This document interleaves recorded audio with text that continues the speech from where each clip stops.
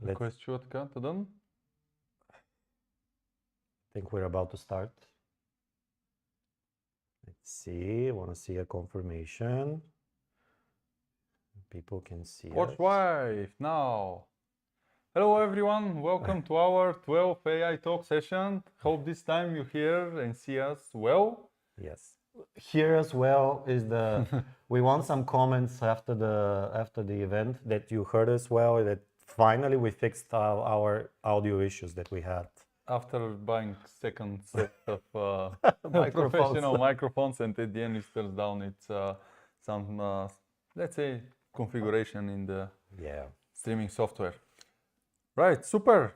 So it's been, I would say, the most craziest week, actually not week, weeks, month, last few months, 1-2 months was absolutely crazy, I would say. This was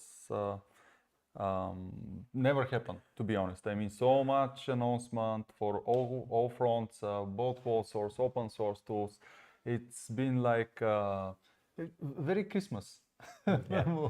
Christmas time has come around for AI. I mean, it has. If you think about it, we're doing this for almost 2 years now. Yeah. And we say this on every event. It has been crazy. But no, I'm completely honest. This time is absolutely mind blowing. The updates. Last time actually because we had the Ignite session, so we weren't able to cover the updates. But even the updates after the Ignite was absolutely crazy. So maybe we can start with let's say frontiers in the closed source front. If you know, as you know, there were OpenAI 12 days. This was a series where OpenAI shared some of their latest, let's say, development. Of course, they released the O1 and O1 Mini, so now we can use them instead of O1 Preview. They are much faster and they perform similarly well. Also, they announced their new tier, which is Pro tier, which is $200, and there are some rumors that they reserved the option of $2,000. We'll see what we'll get in that next year. But for $200, actually, you got O1 Pro model, which have this capability of the time scaling compute. So it can think more for more complex tasks, and also you got unlimited usage for just the pure O1. I think with Plus and both enterprise subscription, you have 50 requests per week, which is, let's say, we have to use it wisely. Remember on one of our sessions, at least a year ago, there were rumors about OpenAI publishing tiers that go beyond the $20, and they will try and have things like $200, even $2,000. So there are now rumors of even bigger tier. Yeah. And while a lot of people have said, why would I pay for something like this 10 times as much? I think there are already people who use AI on a regular, and they were missing kind of the quota that they need for O1 for their work. Yeah. So why probably there won't be so many people going to be paying $200 per month. If you think about it, if you use generative AI to its full capacity and extent, $200 is there's not that much. So personally, we decided to wait a bit for January because, as you see, there's some strong competition in that field. But what I see, there's a lot of people using O1 Pro, and they're very happy, especially for coding and very complex coding tasks. So far, no issues with Cursor. You know, we're big fans of Cursor, so we're pretty happy with that at the moment. There were some other announcements. The most important one is Sora, I think it's GA. Not sure if it's public preview anymore, but we can treat it as GA, but you can subscribe because right now they actually for the past, how much? It was 2 weeks or so? Yeah. I'm not sure how many people were able to get in, but it's officially released, but you can sign up. because they don't have the necessary compute at the moment. However, pretty impressive.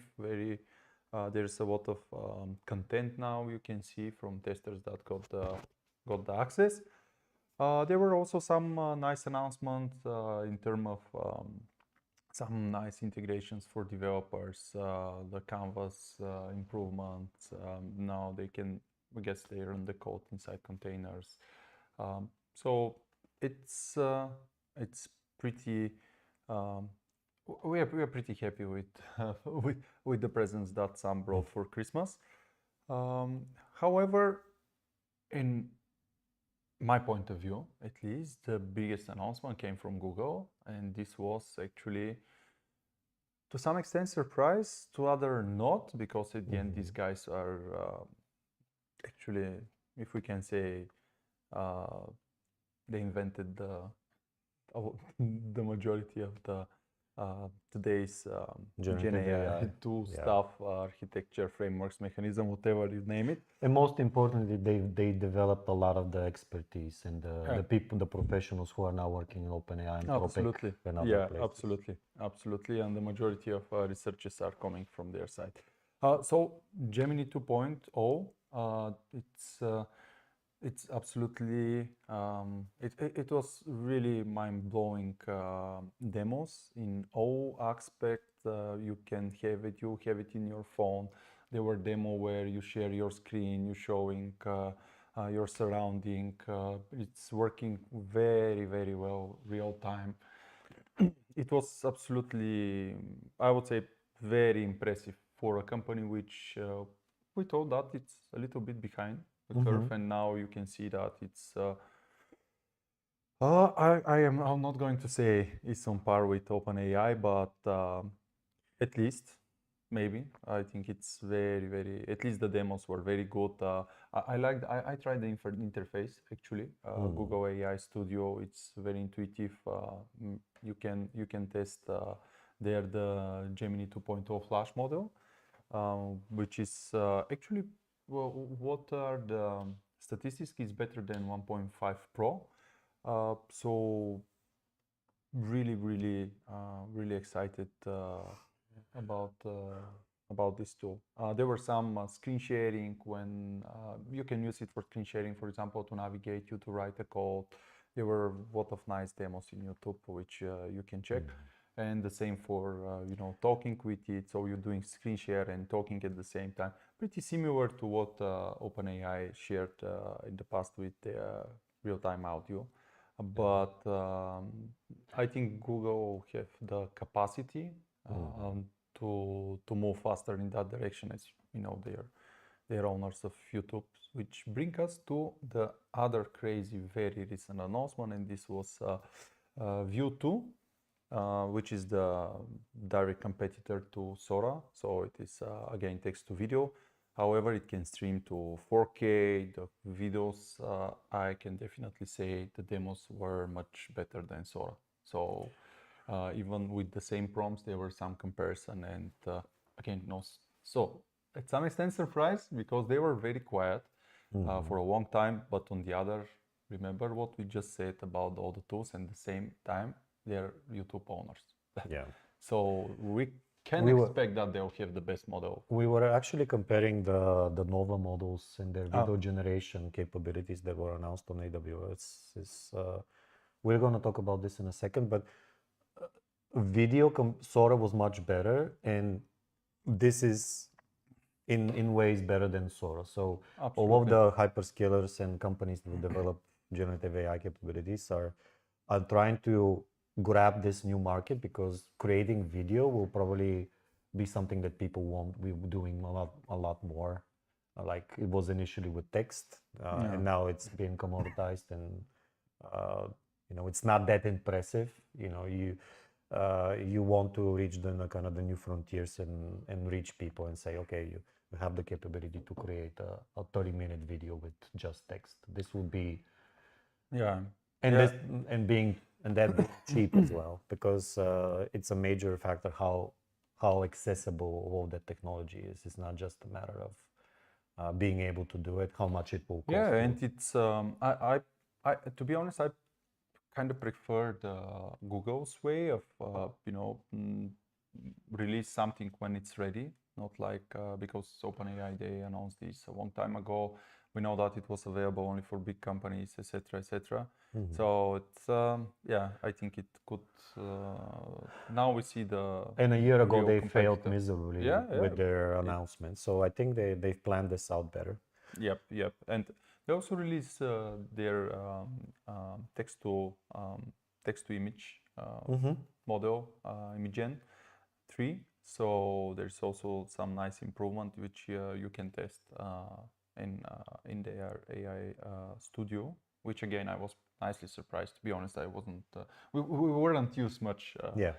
Google services, but we're definitely looking forward to check them in more details and include them in our future, let's say, journeys. So another again very nice announcement from Google. It's the Google Glasses. I think it's called Android AR, if I'm not mistaken. And of course, as you can guess, it's available only for Android, but they would be direct competitors to Meta glasses. So it looks like that really the future of the AI device would be a glasses, which Apple as well. Apple as well. Yeah, Apple. It was a purely development product. It's not really the masses product, the Vision Pro. Right. But if you think for a second, maybe Google have the majority of because it would be Android based. They have Gemini 2.0. Because behind the scene there is Gemini, which is will run the glasses. They were also like very nice demos. Again, I like how you can talk real time. It's pop up the actual navigation map, where to go, sending messages. It was pretty, I would say, clear way of using these devices. But Meta at the same time has, I think, the most experience of all right now with their Meta Quest VR. How to name it? It's not glasses, but it's like I They're don't know. very popular, by the way. They are very popular. Yeah, we have it as well here.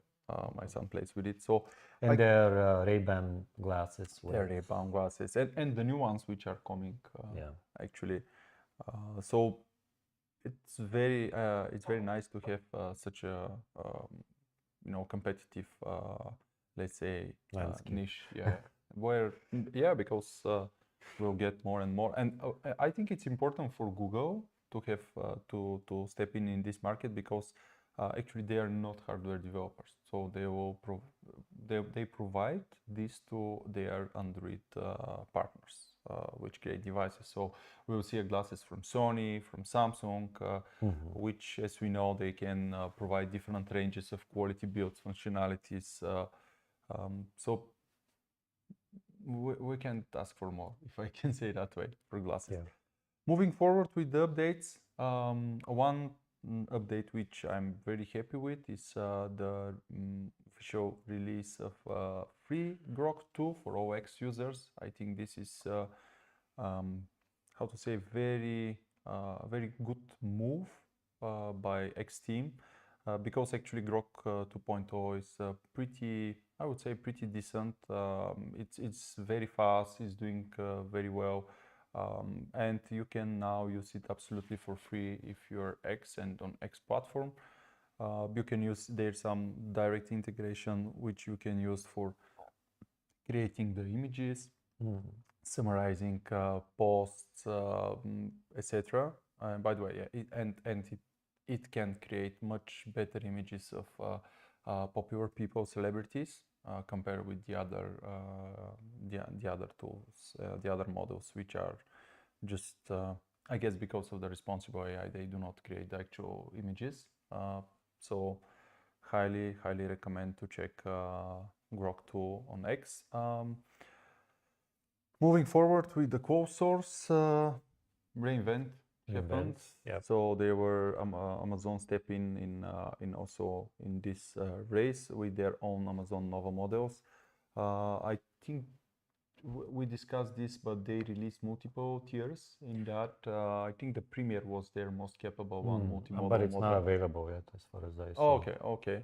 Well, I thought that there's some tests maybe from them that it is on par with Llama 3.2 90B. Yeah, This I is think what the well. biggest takeaway from reInvent was that AWS is kind of doubling down on generative AI, and they actually have a strategy. I read some analysis that this is the first time Amazon actually steps up and says, okay, we're going to be getting in this race and we're going to be competing with Microsoft and the others. The problem is they are getting into Gen AI Bit later. practically 2 years after most companies, especially Microsoft.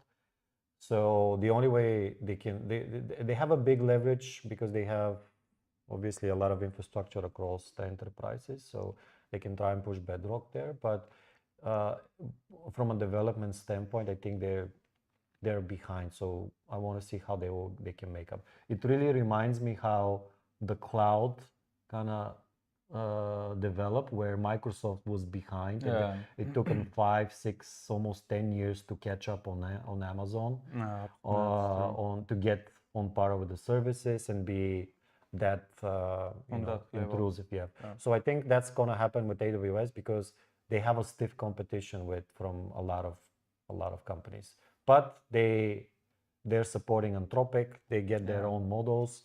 That's a clear important relay partnership. They made some huge changes into SageMaker. They've created a brand new interface. They've combined different portals. So they are putting a lot of investment into generative AI. But I don't know. It's going to be interesting to see how this year, how much adoption this will gain from companies. So everybody's getting in. I mean, there's no denying that. Yeah. It's going to be a close race going forward. Yeah, but at the end, the good thing is that we're going to win from this. So. Yeah, and large companies are never using just a single cloud, and you also have the opportunity to use on-prem. We'll talk a bit in the main session about this.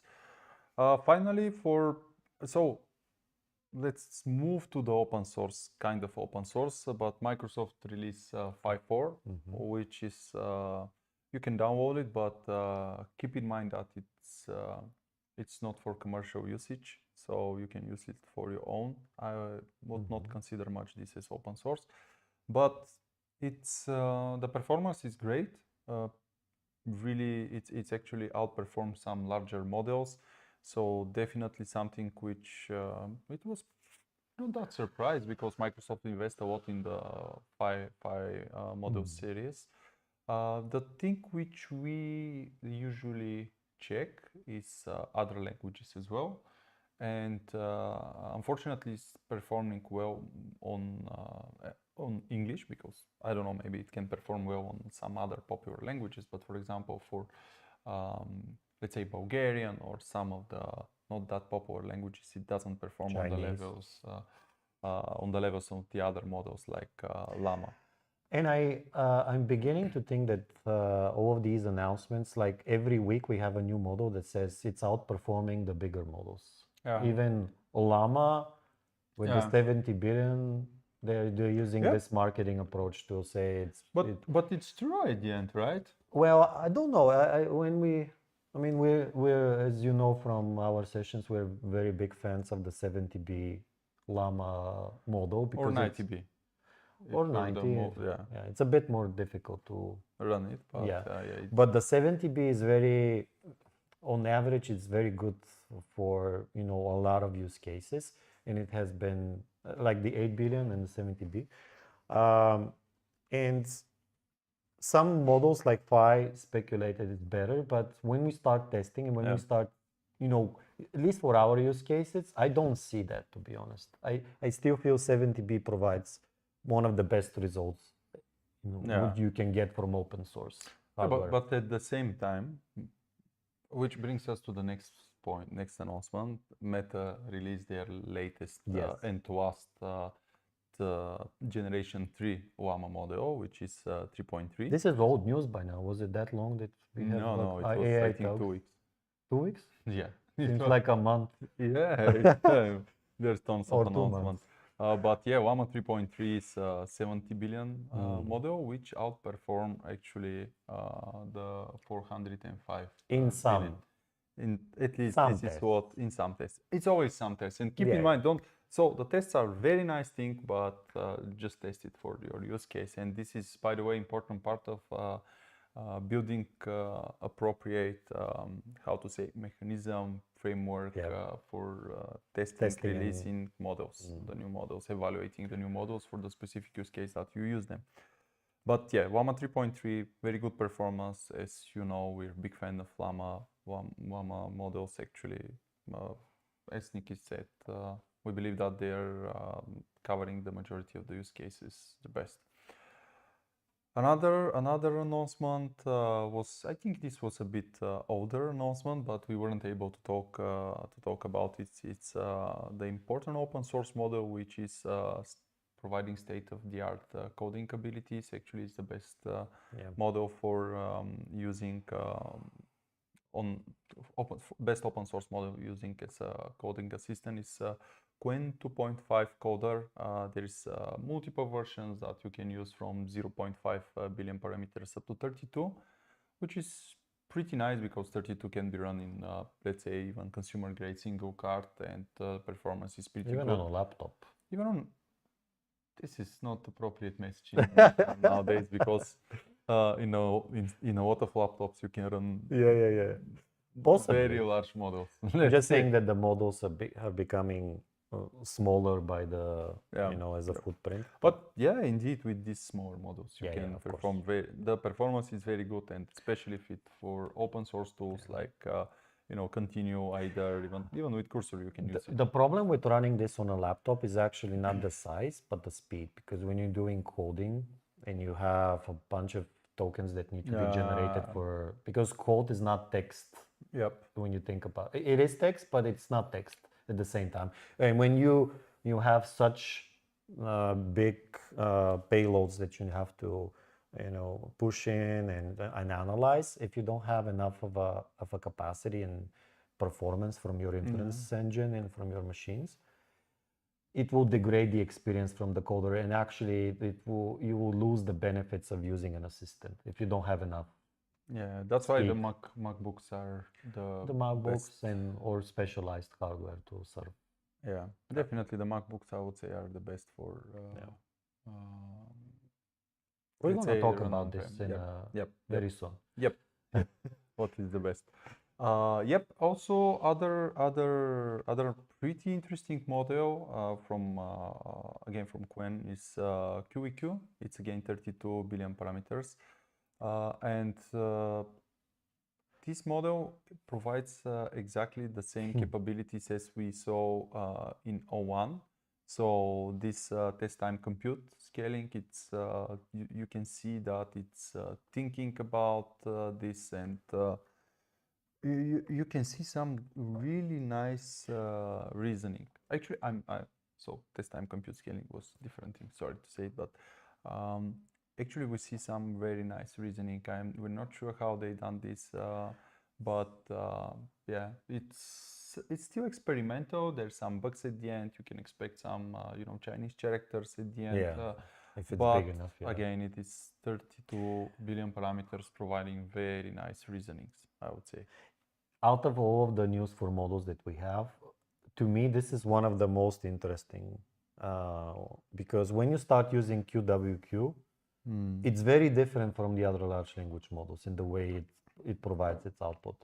I think, and I saw this from other people who were sharing some results. This you probably should be kind of combining this with another language model that will help you out with the with the prompting and everything. But when it comes to the reasoning, it's very it has specific capabilities. It's not a foundational model like Llama 3.3 you can use for everything. This has very specific purposes. Indeed. But provides, I mean, you have to try it out. It's very different from the rest. You can think about that. You can use this for And it's agents. about just 20 gigabytes. Yeah. Very It's small. 32 billion parameters. You can use different quantized versions. And it's very very good case we'll have in the agentic different agentic configurations. We already use it for that. DeepSeek also announced some vision language models, some updates. What we are waiting for them is the R1 model, which should be the direct competitor for O1. So let's see if we'll be happy enough to get our hands on this. We can clearly see that Chinese AI frontiers are pretty close to the best US companies models, which is pretty nice again to have this kind of competition. Another announcement was Snowflake announced some of their embedding models. They have this Arctic family, so they announced 2.0, again some nice improvements. We can use it for bringing your data into vector databases. And for the end, there were this conference Neuro IPS where we saw Ilya at the end. Yeah, Ilya, and we have even people from kind of the Bulgarian Institute here for AI. I think this is becoming a very popular conference nowadays. It's always connected to AI. Yeah, I think others have, because of the explosion in generative AI, it covers some of the generative AI topics because of the analysis and just understanding language. So I would love to visit this conference one day. I think it's going to be interesting, just from just to experience something like this, Neuralink and other technologies that really go beyond the imagination right now. But we'll see. Yeah, so some news came from there, and we'll kind of. Oh, actually, there were like hundreds of papers coming on. Yeah. From the research so, side, yeah, it's a lot of things. If you can catch up, it's full of a lot of videos. Real science people, right? Yep.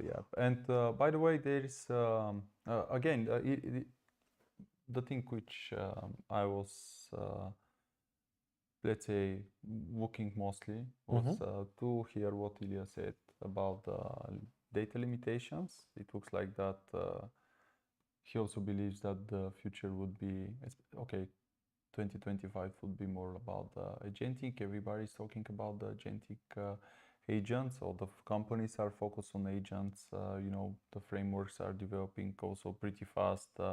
Nowadays, everybody have its own framework. And as you know, we are one of the very early adopters of these frameworks and deploy all this stuff in multiple production environments already. We are very happy to see that. We'll have separate session for agent at some point. Right, I think this was the most, let's say, news again. Yeah, interesting news from our lens, of course, but highly encourage you to check the popular YouTube channels where you can have much more details, demos, etc. And I guess we can move to the main topic today, which we actually, after last week pause, I think we are ready to jump in. So remember about this AI adoption framework, which we introduced, I think, now several sessions ago. It's been a while. 5, 6 sessions maybe already. Yeah, I think it's already. We already have 5 sessions in that direction. So this framework is really based on our experience coming from also a lot of cloud adoption, digital transformation, but combined with our experience from last year, where we were able to participate in the one of the earlier Azure OpenAI adoptions into large organizations, and actually we covered the leadership alignment. We discussed how important and the main difference between the cloud adoption framework, the AI COE establishment, even that we completely disagree with David Shapiro, which said that this is not needed. I understand that he's a great guy and we understand him, but he don't have the experience of real experience of driving large cloud adoptions. So I can assure that this is critical and crucial step if you want to have successful AI adoption. Of course, the appropriate AI adoption strategy, planning the execution of this strategy, and today we'll be talking about the actual prepare step. As you can see, this is pretty similar with what we already have as cloud adoption frameworks from all, let's say, major cloud providers. Actually, we discussed about AI competency in culture development as well. Unfortunately, this is our worst video, so at some point we have to re-record it. We promise we'll do that. By the way, as we shared with you in our previous session, nowadays there's also updates in the cloud vendors. For example, in the Microsoft Ignite, there separate section now where you can check again for additional details regarding the cloud adoption framework and well-architected framework for AI and how you can appropriately incorporate in general AI platforms in your landing zone, which was something which developed and moved pretty fast in the past year or so. There were multiple designs changing. I remember with friends, they're asking, but which one is the right design? No, it's not this one. Okay, they move it here. Okay. So Yeah. I expect the same thing to continue, of course, but a bit of slow rate. I think we believe that in nowadays there's more, yeah. Now we're more stable, production ready, if we can say that way. But today, in general, we'll be talking about data foundation and how to build this, robust data foundation. We'll be talking about how to create your centralized AI platform, MVP framework, you can name it. And we'll discuss about the different options to do that. So I think we can start with the data foundation. So I'll start first with the fact that we are not big data guys, so we will not expect some deep dive technical discussion. This is more for, let's say, architectural decisions, guidance of how to build this on a high level, and then you can dive deeper to choose which specific tool you would like to use for the specific task. We'll touch the most important thing which we faced based on our experience. Yeah. And feel free to add comments for your specific use cases, your challenges in all of these, and we'll be more than happy to address them. Okay, starting with solid data foundation in order to have appropriate GenAI platform. You will not be able to have it without data foundation. We had a use case where people wanted to play with Azure OpenAI, but they don't want to ingest any data. So, okay, that's you can play, but not really to find much benefits. So starting with actually the core data quality.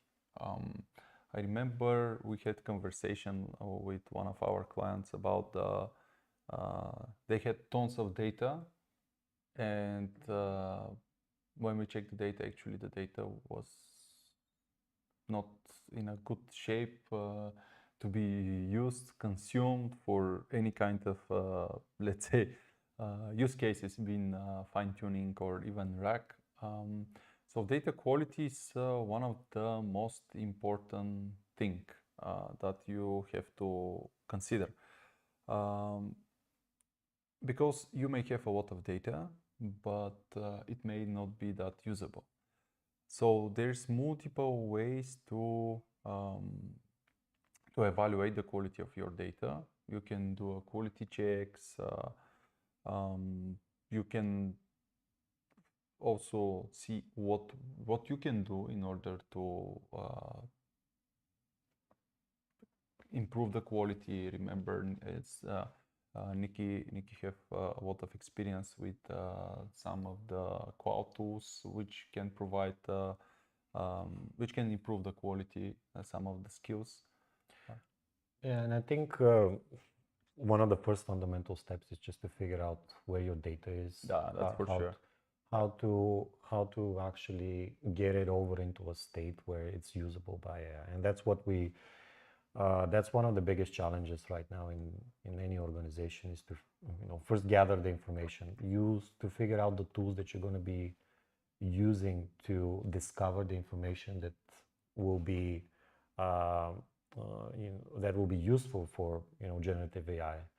Um, there's a lot of options right now. You can go with some of the already created SaaS solutions, like we haven't been talking about Copilot and kind of these sort of solutions before, just because we're more focusing on or the kind of tailor-made custom solutioning for AI. But Microsoft and other vendors have put a lot of work into getting ways into extracting your data and also being able to ingest it in the right way. But Nick is right. Data quality, discovering your information first, assessing it, using some of the tool sets that are available already. And this is nothing new. I mean, data preparation has been a fundamental step in other migrations before generative AI. I mean, Yeah, moving to other platforms, being able to transform the information from one stage to another, or completely yeah, these but tools before. you're absolutely right. The first stage is I totally missed that, but the first stage is indeed to have appropriate data discovery, to know your data sources, to know your dependencies, and to know the different data formats. You have to make sure that all of these can be at some point easily accessible and consumed by your AI platform, which in the majority of cases will require different effort because of the formats, the locations, the type of services, some of the data. Yeah. As we know, there's some PaaS services which makes the data extractions much more expensive and harder. So definitely identify all data sources, data formats, the necessary effort needed to extract this data, and also and then you can identify the actual data quality and usability from these data sources. You have to also decide what kind of solution you use, if because in most cases you will need to have this how to say, aggregation of the data. There are multiple tools that you can use, solutions, data lake solutions like Snowflake, for example. But all of the major clouds already have this. They also. I would like to also, because you remind me about something that we saw in Ignite and in general, there are specialized vendors now who created tools that an abstraction that they are actually taking care of that for you. They are reaching out to your different data sources, mostly for unstructured data, because that's one of the first steps that you would take to create your first AI tool that you're going to be giving to people. So documents spread around different places. So there are tools that are purposely built to gather your data and prepare it in a way, and also expose it in a way, like typically as an API or something.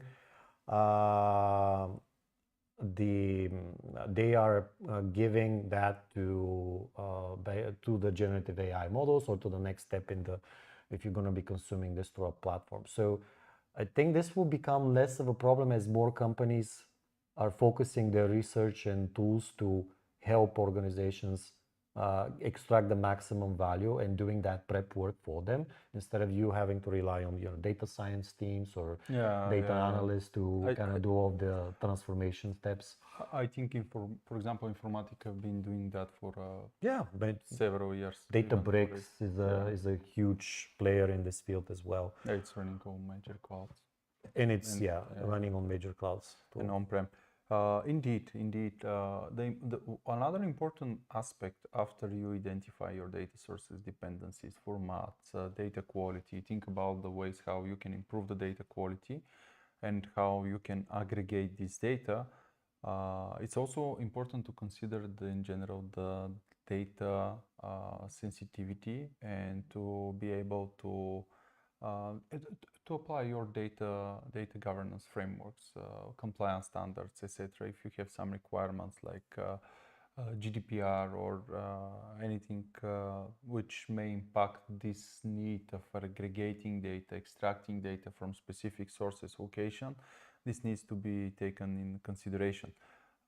In this year Ignite, if we discussed, actually Microsoft is focusing a lot in Purview solution, which can their product, which is now have all the capabilities to help you with the appropriate data governance for your specific AI, for your AI use case and your AI platform. And now you have much better visibility. However, we also had a discussion with some of the Microsoft guys that this is actually impacting some of the capabilities, for example, of their solution, not, let's say, not technical impact, but actually for example, if you remember when we discussed with Paolo about the SharePoint integration Right. and the issues with actual compliance. That's exactly what we're indeed, discussing. indeed. Yeah, and that's why it's really important to start thinking about this from, before start aggregating data and actually wasting time and compute. So definitely you need to have And to that's understand. also fundamental to the result. People are not understanding how this crucial step, if you're overlooking it, you get worse results afterwards. And if you don't understand that this is the fundamental issue, you're gonna say, "Oh, models do not work well with my data," or Indeed, but it's also it can have really high impact on the organization security, because if the models is trained for the fine-tune, not trained, but fine-tune with sensitive data which are not, or let's say it's using RAG with sensitive data for which is not appropriate for it, or not the appropriate models, this can have even bigger impact than having bad results. But indeed, data quality, it's going in hand by hand with the security. It's pretty similar to all other cloud adoption, digital transformations, where we have to think about the security and compliance as early as possible, and to include this as part of our strategies, planning for execution, the strategy as early as possible. So data classification is really important because it will also have impact on the actual implementation of the platform. So because depending on the data, you would like to use different platforms. But yeah, it's actually I think these are really the starting points. Next one, we have to think about how you run this data, what kind of infrastructure you'll need, what kind of solutions you're going to need. Are you going to use open source solutions that you're going to host to yourself in your data center? Are you going to use cloud solutions? And of course, a lot of companies are following hybrid approach. Again, because they have different kind of data, different kind of sensitive data. In general, as we said multiple times, using the cloud is simplifying a lot of the work. Of course, there's some tools which are also can be run on-prem, and they simplifying a lot of the work. But generally, if you're following the open source, let's say, approach, it will require more expertise, even that it would be, let's say, you can save some money, but you have everything on your full control. Yeah, depending where you want to go, what we see usually is people start with experimentation and POCing with open source tools like ChromoDB and other vector databases that can be kind of Quadrant, I think. there's so many options, but typically your stack would include Neo4j, you would use then some sort of orchestration, LangChain. If you're a Microsoft shop, you would go to semantic kernel and other. But typically, you will have already made a list of open source tools that you can start developing because there's so many examples. Yeah. And you really the time to market is very short now with these kind of tools. Now with since we kind of named this part scalability, it really depends on how big of an organization are we implementing this in? Is this part of a kind of bigger strategy when it comes to generative AI? Do we need to include this with other infrastructure? Are we using solutions from a specific cloud? Are we making choices to be agnostic? All sorts of decision making comes into play, but we actually support both approaches. The cloud and PaaS services in general have allowing you to see good results very quickly because a lot of the work in the R&D has been done for you. So typically you only bring your data, and if you done what you needed to do on the previous step, which is to kind of prepare and discover, you will get good results. But also the open source, especially in closed out environments where you need to align with specific requirements in terms of this needs to live in the facility, it needs to run on a device, this needs to be on the edge, all sorts of requirements may push you to to use these smaller components and come up with your POC initially and then kind of expand this use. But the good for us is great because we can see that all of these products are becoming enterprise ready. They were initially sort of someone's kind of school project, and then they developed into full-blown solutions. They're really on par in terms of functionalities, and open source definitely does not. The open source behind does not mean actually the majority of the tools are much better open source tools. But the important thing here is that usually the scaling is much easier. Scaling, reliability, all of these important attributes are much easier to be achieved in the cloud environment because there's already investment, and otherwise you have to take care of yourself. Observability, all of this stuff, it's crucial. However, even in the cloud environment, keep in mind that there could be some sort of metric configurations which once configured, it will require a lot of effort if you have to scale beyond them. right. But again, much easier. Of course, containers, all of these technologies, Kubernetes, orchestrators that's a great crucial. that's a great comment because actually for the non-Gen AI involved people, this is just another infrastructure. So they will help you with the provisioning, and if you have teams that have been supporting Kubernetes and these type of application deployments, for them it's just another deployment. So there's not really the magic is inside of the container and what we're doing. Also the generative AI models and everything, but the principles are the same. So you can build out your scalable infrastructure in more or less in the same manner you have created your other applications in the past. That's the why. And it's why adoption is very easy for. And they treat it at the end as additional just bulk application in the landing zone. It's not like something. But we'll discuss also about different implementation options because they could be huge impact of your end result.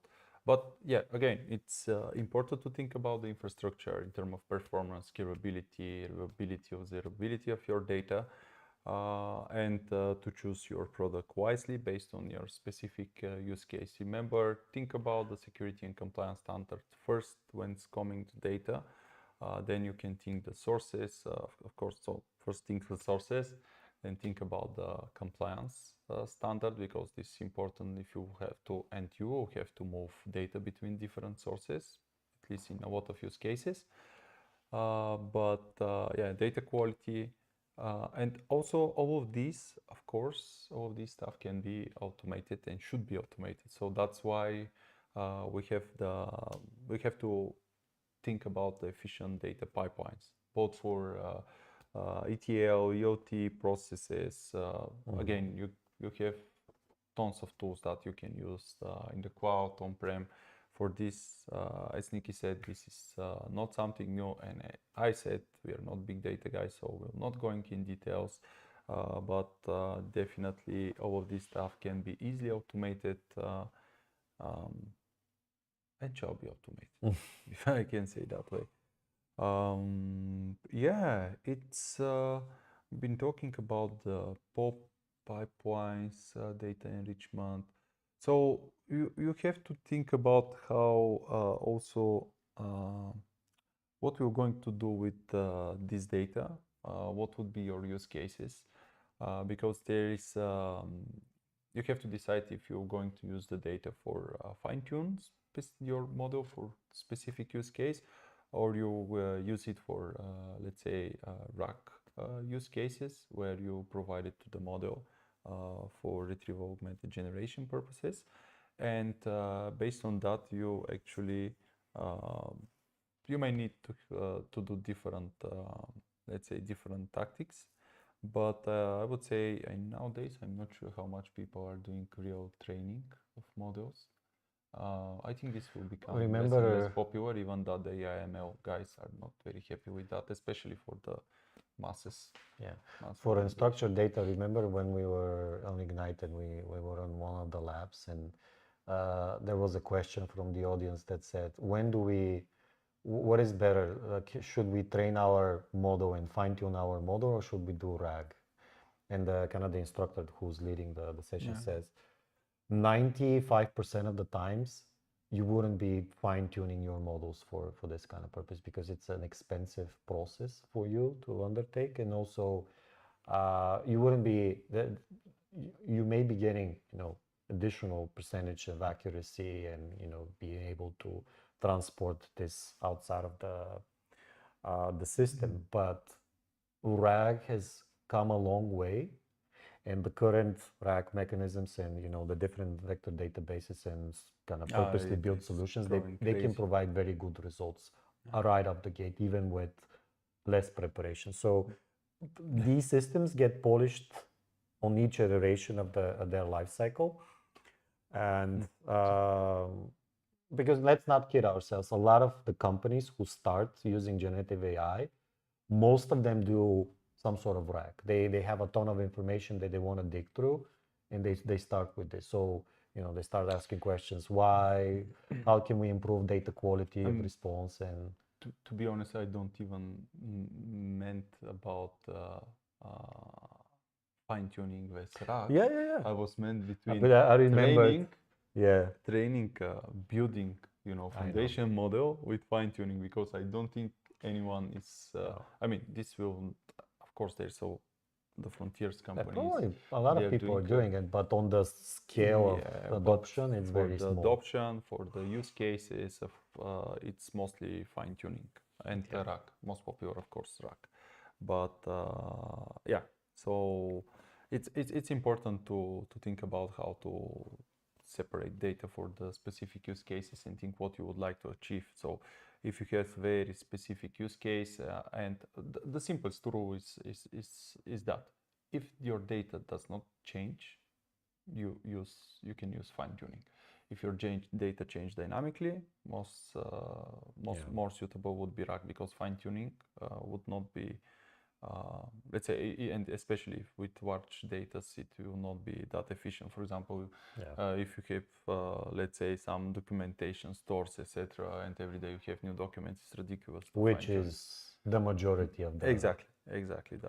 That's why the most of the effort is going within the RAG. And we heard in the past some people said with this large context window, RAG is dead, but not even close. I mean, large context window is when we can put few books, but we're not talking at all about enterprise use cases. All right. I think this is, let's say, well, outside of RAG, it's important to mention that definitely going to have a lot of data analysis going on with generative models because No. that they really shine from that perspective. You, especially if you have a ton of information that you need to make sense out of, and not just instructions and manuals and documents that contain static text. You want to reason over your information. So typically you would have that level of augmentation for your standard data analysis, and you say, okay, let me find the that hidden potential of my information Yeah. using generative AI models.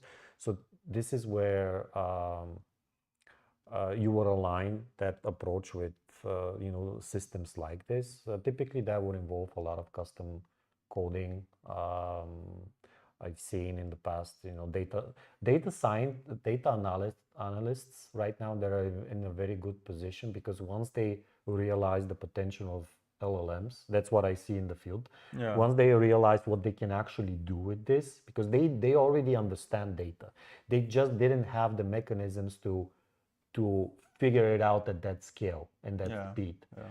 So once they see the potential and they can tie this with text and just instructions and see the results because they know what they want to see. They know what the results should look like, but they don't know how to get to it. So we're seeing a transformation in this and the data analysis using these tools, and they're already being incorporated into huge platforms like kind of the OneLakes, Fabrics, and everything else. It's another aspect on top of this is actually in nowadays working with synthetic data is become easier and easier. So this could be something which it's because as Ilya said on the NeurIPS conference, actually this would become one of the major problems at some point.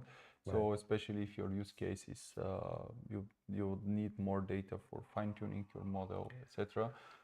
There's pretty easy tools nowadays to create synthetic data based on your real data. So this is also something and again, as we know, more data, more quality data with good quality would help with the appropriate results. And as you know, there are specific models that can be used for generating this synthetic data.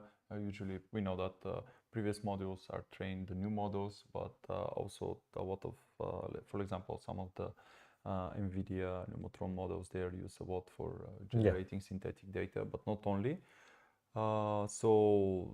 And of course, all of the everything around the actual data security and governance needs to be taken in consideration. So data encryption, some of the tools support encryption at rest in the cloud or on-prem. So keep in mind that the best approach for this is to have all of these guys part of this step involved in this as early as possible, because otherwise you end up with wasting tons of time to let's say change data format, aggregating data, train some models with data which is not appropriate for the specific use case which you're using. One comment that we have to make about the limitations of current gen AI, because this has been getting a lot of attention lately, and we know what Ilya said, but Ilya is, in his mind, is probably 5 years ahead of most people that use generative AI. We can imagine only. Yeah, he sees things that are in the future, what limitations we're going to be running into. The current generation of models, the way they are available right now, people are not really using their full potential just because they don't know 100%. how to implement them. And it's that's important to realize that what you have in your hands right now can actually do so much for you. And what the researchers are experiencing is the limitation of the technology, but that's pushing the boundary. We are not really at the boundary at all, example, from our QEQ perspective. is a great example for 32 billion model. So generative AI is very good at where it is right now, and it's just a matter of that's why we're discussing this. This is why we have these sessions, and we want to make sure that people understand that that you can use all of this right now and you'll get a lot of value. It's a matter of how to implement it properly. Yeah. Indeed, indeed. And again, it's each of these can be separate session, deep Yeah, dive absolutely. discussion. So we are really touching this as a high level with some of the insights, challenges that we have in this project. But in the majority of use cases, it's better it's important to include the expertise within this journey from the beginning. That's why, as we said, building appropriate AI COE is crucial for your success, because otherwise you may have people which do not have the capabilities for specific deep dive technical actually decisions which you are not capable of take. Yeah. Let's Or say that. bringing in the right experts if you're not going to be Yeah, creating a COE. indeed, indeed. So moving to I think we are good with the data for now. Yeah. Definitely we can have more Yeah, deep I mean, dive all of the discussion. other best practices are in effect like how to provide this information, how to align it back to the Yeah, organization. But yeah, we can at some point we had a plan to do let's say a book which is work in progress with much more details. However, it's we'll see. It will take more time. Okay, moving with the next step, if we can say that way, because as I spoke with my son yesterday, before doing something with the models, first you need the data. So building this Gen AI platform, or we were discussing with Nikki, and it's very hard to say if it's a platform or framework because you can in nowadays you can buy platforms actually.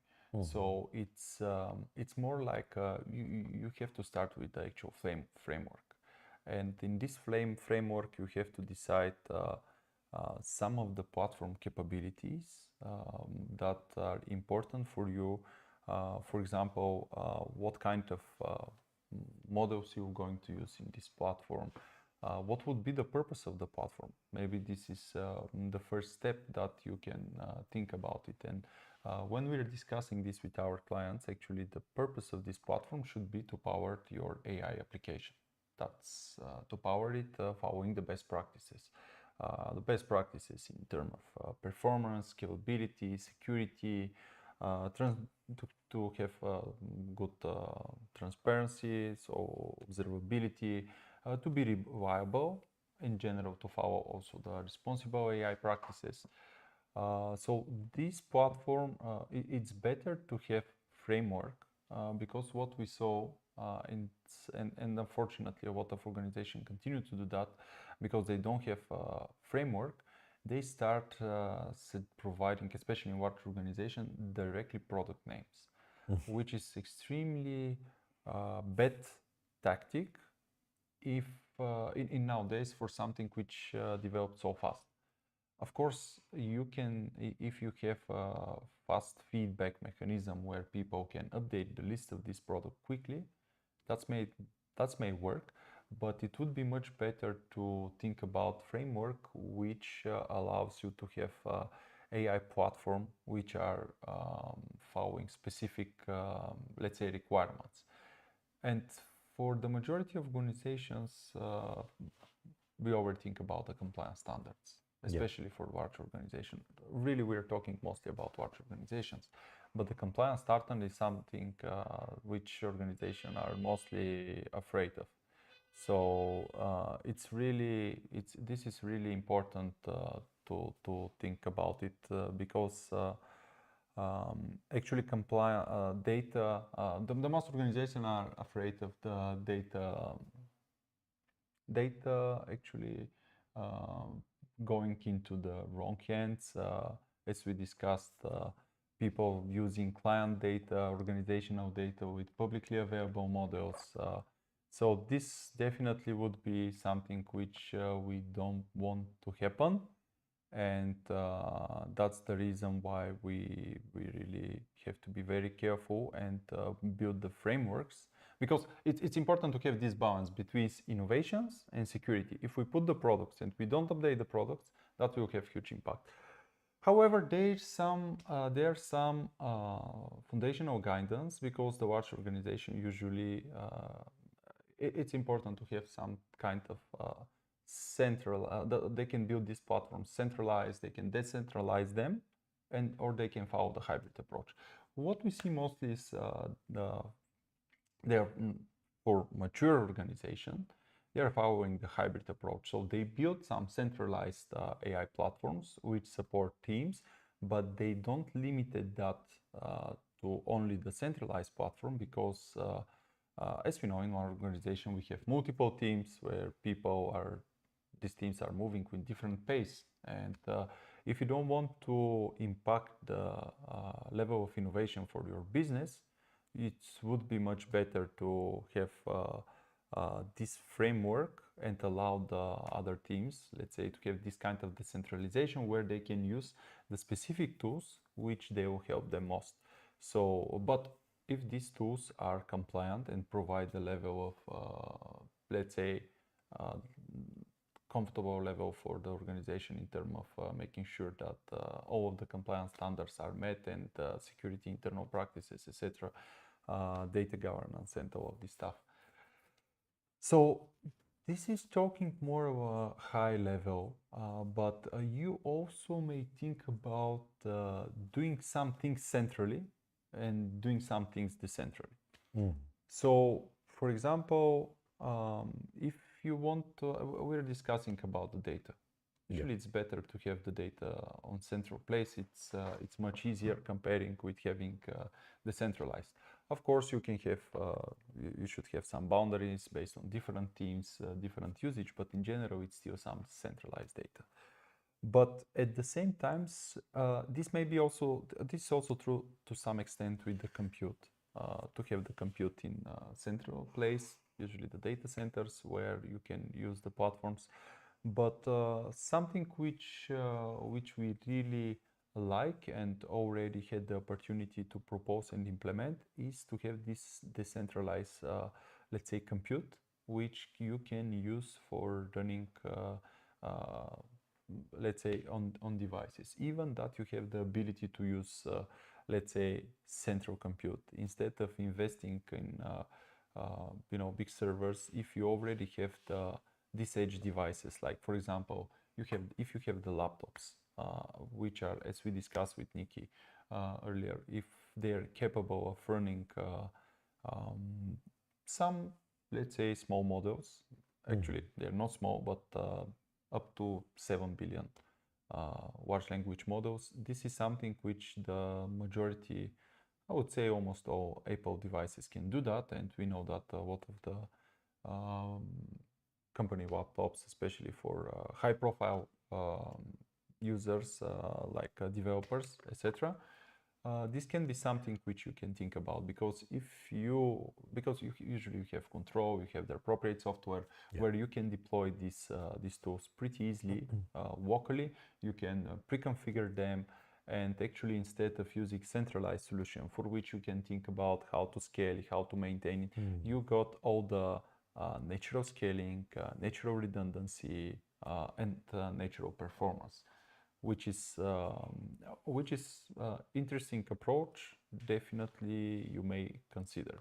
So, for example, for personal Copilot assistant, and this is especially important for use cases where you're working with sensitive data which you don't want to expose outside of your organization.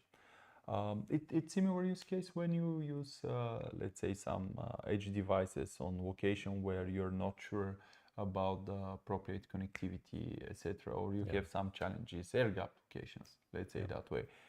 So all of these are important decisions and options that you have. Actually, these are important options for which you have to decide,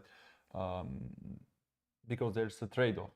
Some of the on the other side, this bring additional operational effort required, to manage all of these devices, to manage all the connectivity. In a nutshell, with generative AI, the landscape of models and capabilities is so vast that we can take advantage of different infrastructure rather than just focusing on let me build a server somewhere and this will host my application. you can actually redistribute workloads and make them available depending on the different environments. And this will, because as we noted in the news earlier, more and more small language models will appear. They will be more capable. They can run on devices, and that would actually help the adoption of services much more in the future, because that will solve a bunch of problems for people with centralized AI versus decentralized AI. Yeah, indeed, It's all about making the right choice for the use cases. But what we're saying is you have different options than just going to the cloud or just building a data center or just running it locally. It can be a number of different ways you can attack the issue and solve it eventually. Yeah, so it's indeed, it's important to. So if your organization which already is using the cloud and you don't have, let's say, any challenges, issues, because at the end the cloud it has all the compliance standards. It's in the majority of cases more secure place than your, let's say, co-location or personal closet, Sure. if I can say that way. It makes sense to continue to develop it. It's already have the pretty easy to follow accelerators where you can build the entire solution in following the best practices, which is of course, but it could be easily added to your already established landing zone, if I can say that way. So if you have landing zone and you use it, you're mature, you know, the entire infrastructure can be managed automatically. This will save you tons of time and you will move faster with actually with the platform. That's one of the very important differences between the open source on-prem solutions and cloud platforms, because it's at the end, if you build your solution on top of the platform, actually you can build it in a way where the solution is floating with the platform. You can check the Greg Hope Great Platform book about how to build successful platforms, and your solution is evolving with the platform, because when there's new functionality, you already give them pretty easily, which is kind of a little bit more challenging with the open source world, because usually open source is providing a lot of options and you can choose wisely. You have to choose wisely to build your platform from the open source solutions. Sure. At the end, of course, you may achieve much better results in open source solutions because there is always solution which is really good at some specific things. But you can imagine this as multiple small pieces where you have to choose. Let's say, for example, you have multiple. That's the reason why in the cloud you also have a lot of open source tools, because for specific purposes, there is different tools. For example, for databases, you can have multiple databases, but for your specific use case, for your specific application, for your specific, let's say, things within your application, you may have different databases, and that's why it's more challenging.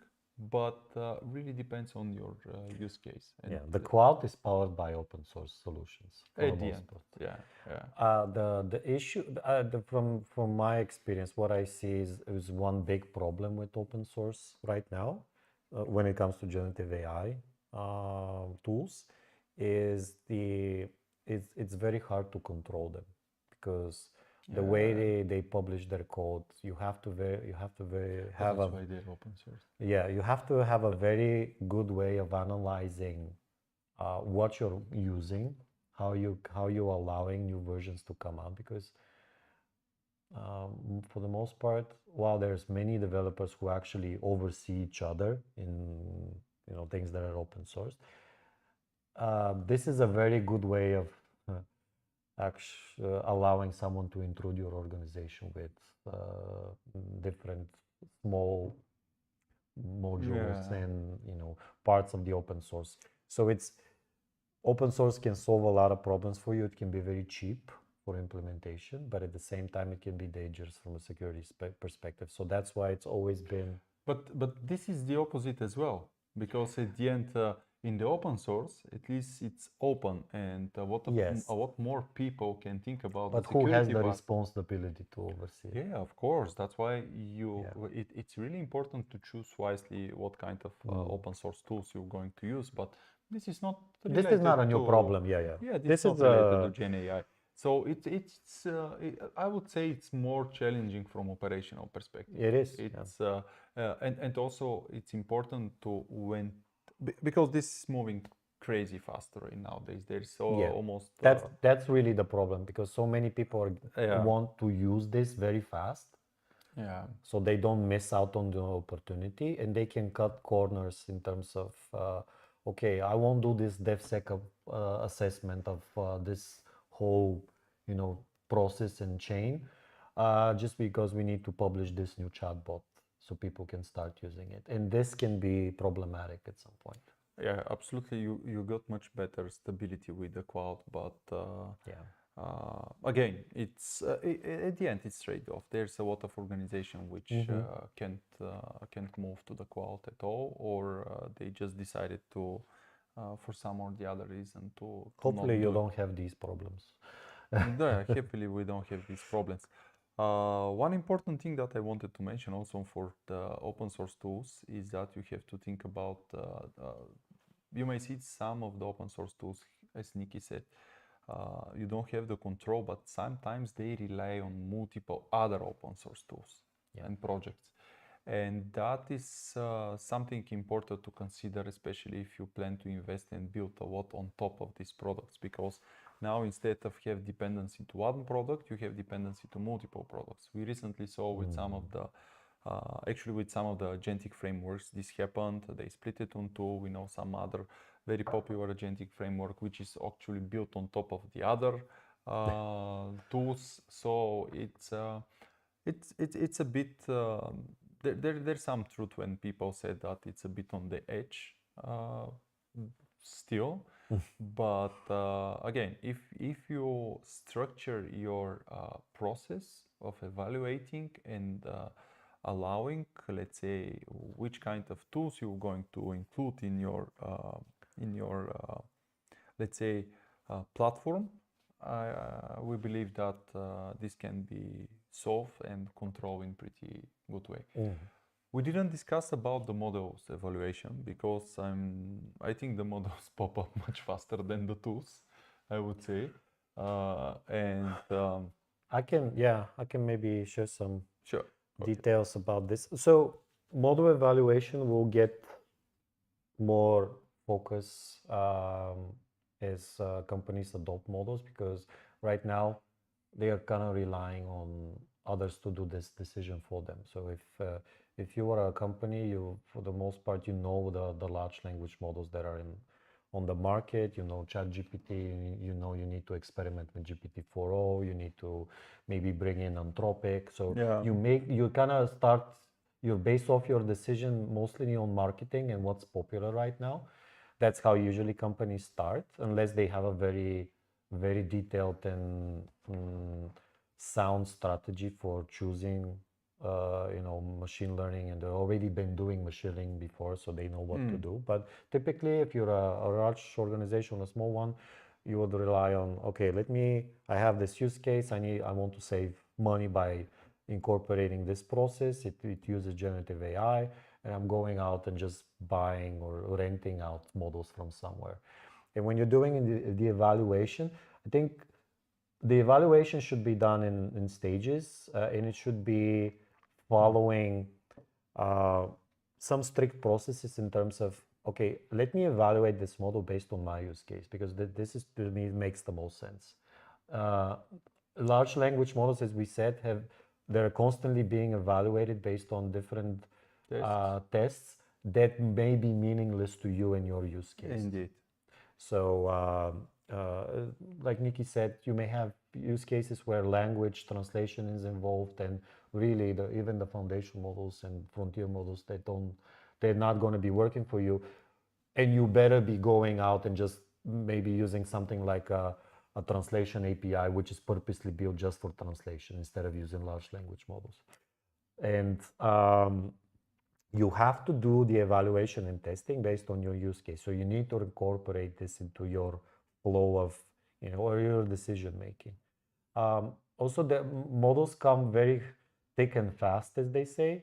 You cannot really keep up. If you just look at Hugging Face and how many things are being published on a daily basis, if you are an outsider, you think there's no way for me to actually evaluate all of these models for my use case. So you will be, you will be getting information from rankings, from leaderboards, and just picking out maybe the top 5 and then do the evaluation. So it will be, it's a difficult process right now, and things will change as kind of the competition makes up the leaders, and you really have what models are. But right now they're just all over the place. There's so many different ones, and you can spend a bunch of time with all real results in terms of evaluation.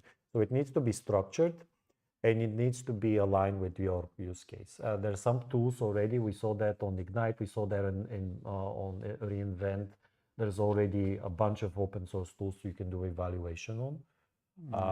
And that's bundled with observability features. You can see how the model is behaving in production. If it's all, people are already using it in your RAG application, you can quality measure the results from your RAG solution. So there's plenty of ways you can do this. It's much better than it was a year ago. Yeah, but if you think about a high level and you just remember that this is a process, multi-step process, where you can have a different automated part of this process.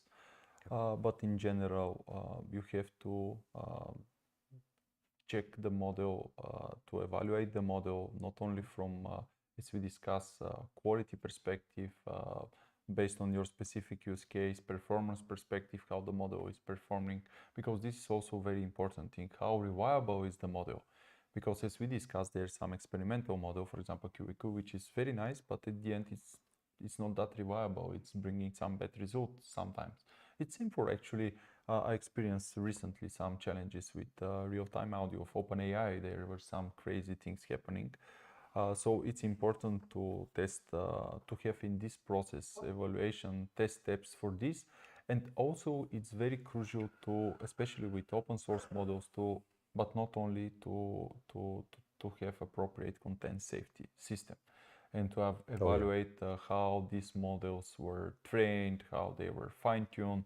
As Nikki said, especially if you're using models from Hugging Face, the chances of having something in these models that may have a big impact in your organization, especially if you plan to use this model for sensitive stuff.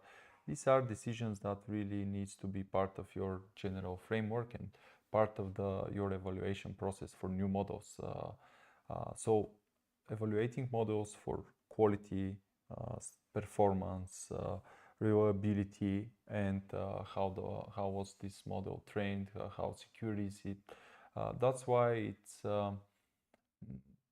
okay. You can rely to closed source models, but at the same time, this is one of the benefits of open source, a fully open source model, because if you have the expertise, you can see absolutely everything. You can see the training data, and actually you may have full access to, you can have the access to the weights, etc. Because as we know, there's a lot of, let's say, prompt injection, jailbreaks, etc., which still work for closed source. But again, this is not related to this domain in general, Gen AI. Yeah. So remember, process with multiple steps for evaluation of the models, and the most important thing, as Nikki said, for your specific use case. Do not rely on these tests. They're nice. They can give you good orientation. But as we said, these 5 models are very good, but they were not good, for example, for several of our clients, which are using mainly the model in different language.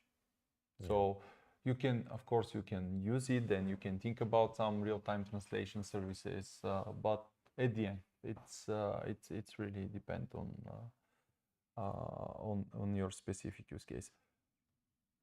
I think one also important thing to double down is if you're a cloud user, it's much easier. Check the documentation. All major cloud providers now provides again cloud adoption for AI and web-architected framework for AI services. So you should be able to build a solid AI platform. And I think that was the main. I mean, there's so most many things important. here that Yeah, but we can talk for a really, day probably.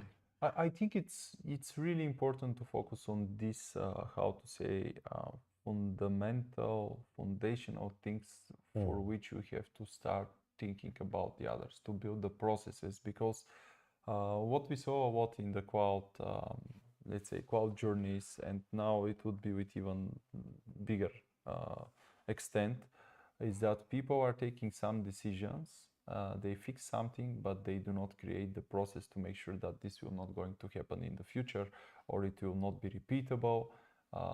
So they have to do it again. So really think about the more for a kind of framework, and then for the platform. So think about what kind of solutions you would like to have, and with what would be their purpose, and how they will be compliant with your specific requirements, and then start building these solutions based on the use cases which were already identified. Remember, we are in the prepare stage, so we already, if you follow the previous stages, we already have a lot of the information, a lot of decisions. We have this cultural development, skills development, let's say initiatives in our organizations. We have the expertise already brought together. So even that it may sound a bit challenging, if you have the previous step in place, this should not be, a lot of the decisions should be pretty easy to take. If everything was easy. Yeah, that's but the beauty is that you have the options. That's the most important thing. True. And there's no one solution fits all. Still, For us, is if we want just to close it out, for us it's sort of exciting time, because there's a lot of unknowns. Like you see different things every time. You run into different challenges, quality of response, people's perspective on AI, how to just to expand the adoption. You know, these challenges are new, and for us it's gratifying, because we're really excited about generative AI, and also because we're using it on a daily basis in our jobs and whatever we're doing. So yeah, it's great to share. For next year, just to talk about maybe what's happening for next year, I think we're planning some kind of announcements around kind of how we're gonna do the sessions, the information we're gonna share, and some things that we were preparing. But in the last year or so, since it's almost 2 years since we've created AI Talks as a group, we've gathered a bunch of people in Meetup, so it's great to see thank you for that, more and more we people. are happy to share as much as we can the experience from the large organization enterprises. But next year we'll have some pretty interesting things which will cover more and more use cases. So and hopefully we will be able to persuade more people to join on these sessions and actually share their experience. While I think we have a bunch of that already. I mean, not to brag, but we've been in generative AI for a minute now. I think it'll be great if we can have more people, and if you are, if you already have experience implementing generative AI, or you have a perspective, reach out to us. Maybe you want to share some of these sessions. I think the Bulgarian community is expanding. It's much bigger than it was a year ago, from what we can see. So hopefully this is useful to you. And we want to expand our YouTube channel, maybe bring in more people, more views. We're not the regular YouTubers. We don't really have time to maybe kind of popularize the channel, but we use it as a way to get our information We out. would be very happy to hear your feedback, your questions, sessions, topics that you would like to discuss. And again, as Nikki said, would be more than happy to welcome you and join us. Yeah, as we a- enjoy as a working with- lector. And yeah. yeah, it's Especially if you're in Sofia, reach out to us. Maybe we can have some coffee, for sure. just share experience and everything. We want to meet more of the community to be honest. Yep, indeed. All right then. So wish you happy holidays, Merry Christmas, and see you in January. We'll try to do our best to start the year with very nice stuff. With a